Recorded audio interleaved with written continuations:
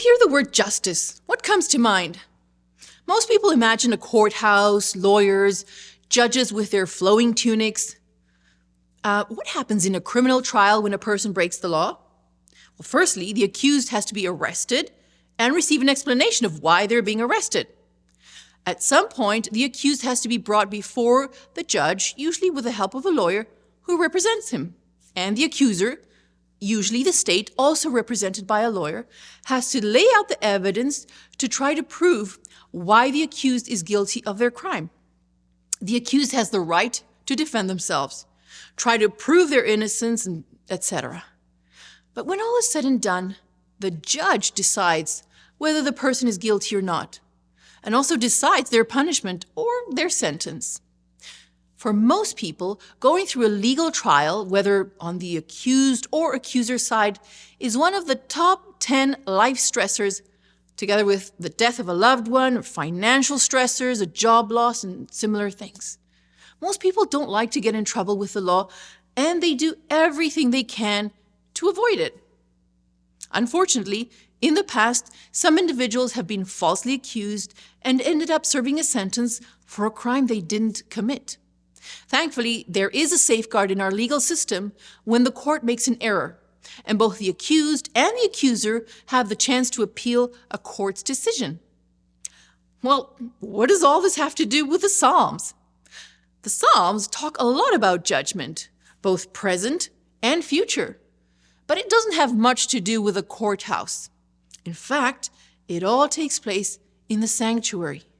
Yes, the sanctuary is a symbol of God's presence, but it's so much more. In the Old Testament, when a person had committed a crime or sinned, they would have to take an innocent lamb to be sacrificed in their place in the sanctuary. And through the sacrificial system, the Israelites learned about the plan of salvation. Ultimately, God was their judge. But God also provided the lawyer and an alternative sentencing, which was already paid for. So actually, going to the temple for judgment also meant at the same time that you were going for salvation. Imagine that! The judgment place was the place of forgiveness of sin and restoration of righteousness. Psalms 96 shows us that divine judgment is associated with joy, not fear, for those who trust in God. For example, in verse 6, it says, "Honor and majesty are before him. Strength and beauty are in his sanctuary." And verses 8 to 10 say, "Bring an offering and come into his courts. Oh, worship the Lord in the beauty of holiness. Tremble before him, all the earth. Say among the nations, the Lord reigns. The world also is firmly established. It shall not be moved. He shall judge the peoples righteously." Psalms 96 presents Jehovah as the redeeming judge that restores all things. In verse 13, we read that God is coming to judge the earth with righteousness and the world with truth.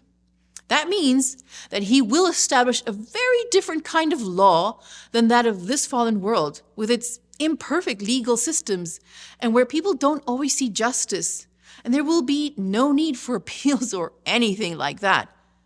The good news is that injustice and suffering have an expiry date. Oh, I can hardly wait for that day. And that is our nugget for today. I'll see you tomorrow.